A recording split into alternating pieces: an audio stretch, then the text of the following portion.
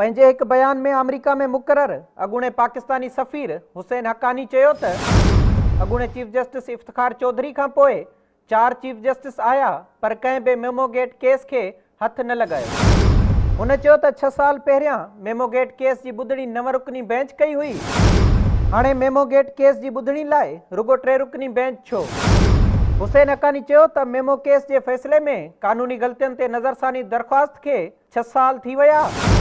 छा अदालत उन दरख़्वास्त जी बि ॿुधणी कंदी? अॻूणे सफ़ीर चयो त बाबा रहमत जे चवण ते हू पाकिस्तान न ईंदो, बाक़ी दुनिया में संदसि नाहे हलंदी। संदसि चवण हो त 2011 जे फ़ैसिले में 2003 में रद्द थियल कानून जो हवालो ॾिनो वियो।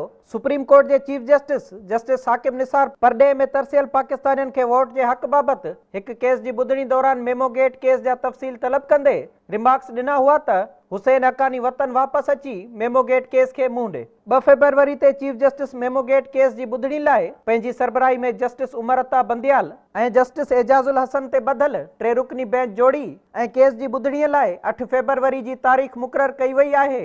पीपीए जे गुज़िरियल दौर में अमेरिका में मुक़ररु तॾोके पाकिस्तानी सफ़ीर हुसैन हक़ानीअ जो हिकु मुबैना ख़त साम्हूं आयो हो।